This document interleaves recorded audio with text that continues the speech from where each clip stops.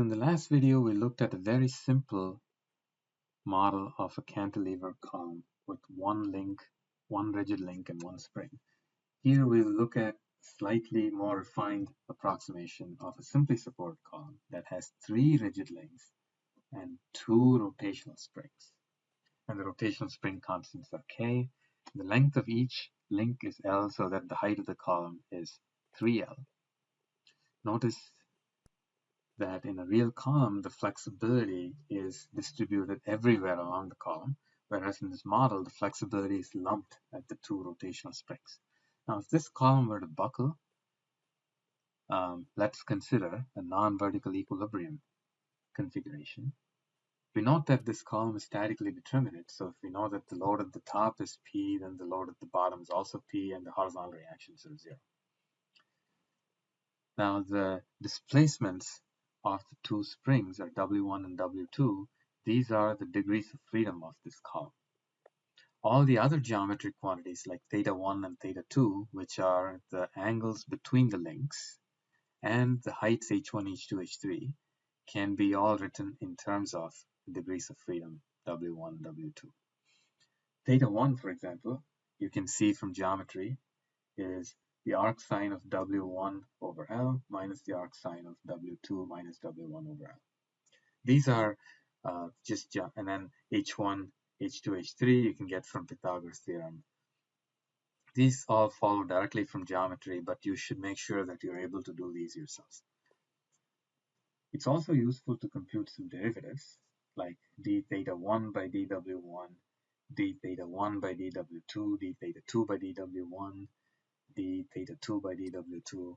All these again are from direct calculation. Again, derivatives of the heights with respect to W1, derivatives of the heights with respect to W2. All of these are straightforward calculation, but you should verify that these are, you're able to arrive at these by yourself so that we're on the same page. Now, because there are 2 degrees of freedom, we need 2 equations of equilibrium for which we will do 2 free body diagrams. The first free body diagram, we just cut the column at the level of the top rotational spring and draw the free body diagram. And if we sum the moments about the bottom point, we get the equation of equilibrium, K θ2 minus PW2 equals 0. Second free body diagram, we'll cut it at the level of the bottom rotational spring.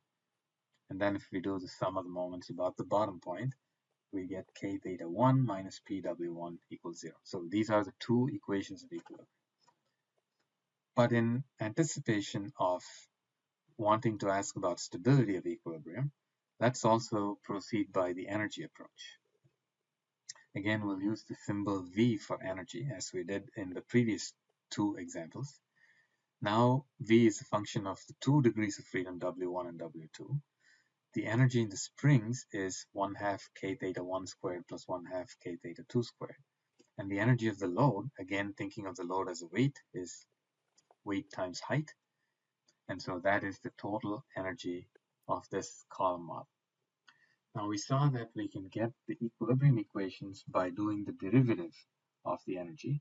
Here, because there are 2 degrees of freedom, we have to do dV by dW1 equals 0. dV by dW2 equals 0 will give us 2 equations of equilibrium. So let's first do dV by dW1, which is just straightforward doing derivatives of the expression for V. And then we substitute the derivatives for θ1 and θ2 and so on from before, which is why we did those derivatives before. And if we group the terms together, we see that the first equilibrium equation is 1 over h1 plus 1 over h2 times K θ1 minus PW1 minus 1 over h2 times K θ2 minus PW2. Similarly, if we wrote the second equilibrium equation, we get this.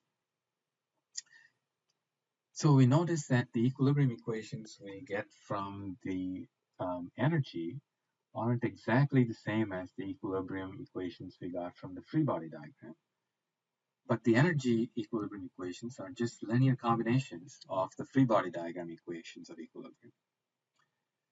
So they are equivalent.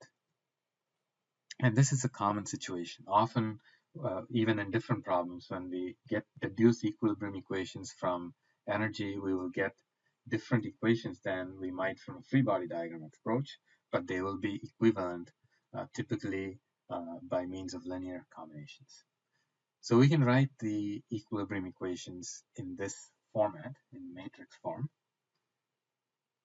And the matrix that is multiplying the free body diagram equations of equilibrium we observe is non-singular, which is why the two forms of the equilibrium equations are equivalent.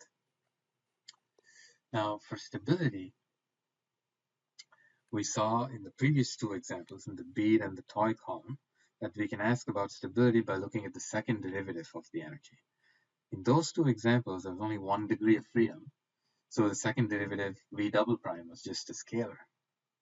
Now we have 2 degrees of freedom, so the second derivative of v is actually a matrix with the components d squared v by dw1 squared, d squared v by dw2 dw1, d squared v by dw1 dw2, d squared v by dw2 squared.